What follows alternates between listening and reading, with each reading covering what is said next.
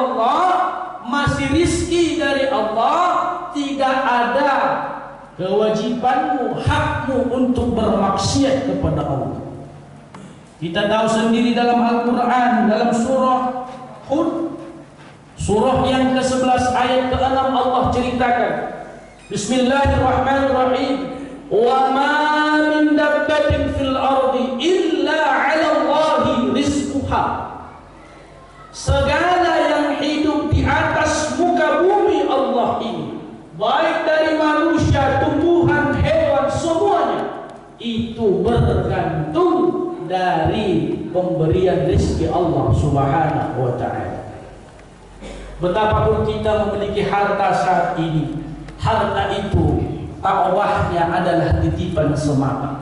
Betapapun kita memiliki kesejahteraan hari ini, kesejahteraan yang kita miliki adalah fata morgana.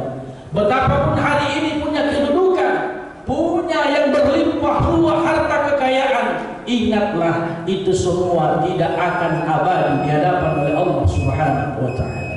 Maka inilah yang pertama yang dipesankan Ibrahim bin Adham kepada pemuda tersebut. Jangan makan rezeki Allah kalau mau maksiat kepada Allah. Yang kedua, kata Ibrahim bin Adham, jangan engkau tinggal di bumi Allah ini, jangan engkau tinggal di yang punya Allah ini. Padahal Allah Subhanahu wa ta'ala menyebutkan dalam surah Al-Imran, surah yang ketiga ayat 109 disebutkan, walillahi ma bis samawati wal ard wa ila Allahi turja'ul umur. Kepemilikan Allah lah yang mempunyai langit dan bumi, apa-apa yang ada di dalamnya, apa-apa yang ada di dalam isinya, semua itu adalah milik kepunyaan Allah Subhanahu wa ta'ala.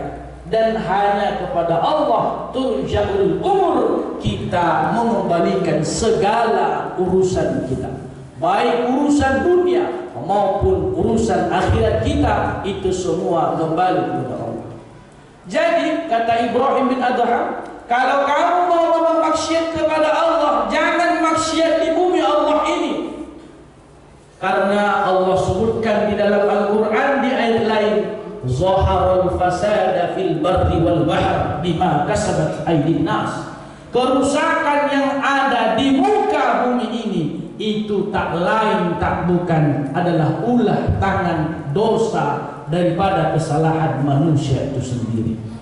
Yang ketiga, kata Ibrahim bin Adham, pesan beliau kepada pemuda ini, kalau hendak kamu mau maksiat juga kepada Allah, cari tempat sembunyi yang Allah sendiri tak bisa melihat. Masya Allah. Padahal dalam surah Al-Baqarah, surah yang kedua ayat 255 yang sering kita kenal dengan ayatul kursi, di dalamnya Allah sebutkan, ya'lamu ma baina aydihim wa ma khalfahum. Allah mengetahui, meliputi pengetahuan Allah apa-apa yang di depan, apa-apa yang di belakang, yang di atas, yang di bawah, kiri dan kanan, semua meliputi daripada ilmunya Allah Subhanahu wa ta'ala. Maka seorang ulama tauhid mengibaratkan ilmu Allah, sekiranya ada semut yang hitam berjalan di batu yang hitam di malam yang gelap gulita, tak satupun orang yang bisa melihatnya, namun Allah mengetahui dan melihat gerak-geriknya. Masya Allah.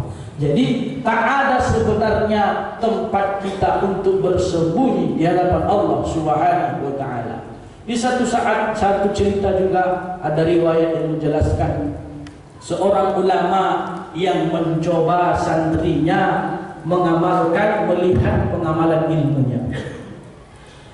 Dipanggil 3 santri ini, lalu diberikan 3 ekor ayam dan disuruh mereka memotong, menyembelih ayam ini tanpa dilihat oleh Allah. dilihat orang lain. Yang satu berangkat dia ke tepian pantai, lalu ia potong. Ia lihat tidak ada orang yang melihat, lalu ia sembelih ayam tersebut. Yang satu lagi berangkat ia ke hutan, dia melihat tidak ada orang lagi, lalu ia sembelih.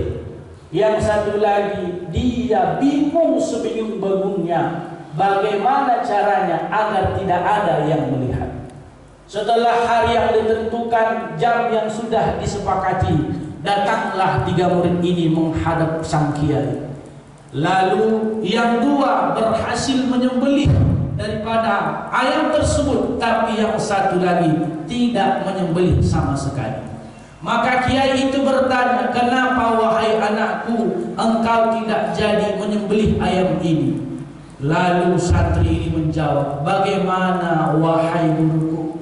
Bagaimana saya mau menyembelih ayam yang tidak satu orang pun yang melihatnya? Padahal di dalam keseharianku, di dalam gerak-geriku, di dalam tarikan napasku sekalipun, Allah subhanahu wa ta'ala besertaku. Aina ma takunu, dimanapun kamu berada, Allah besertamu." Masya Allah. Artinya tidak ada alasan kita untuk melakukan maksiat kepada Allah subhanahu wa ta'ala.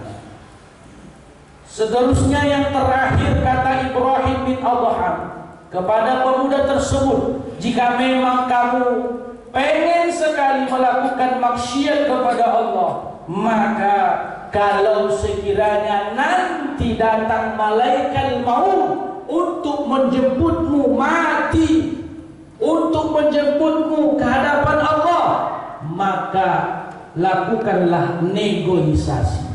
Masya Allah. Padahal dalam surah Ar-Rahman Allah sebutkan dalam ayat 26-27, "Kullu man 'alaiha fa'al wa yabqa wajhu rabbuka dzul jalali wal ikram." Semua yang ada di muka bumi ini akan binasa kecuali Allah subhanahu wa ta'ala.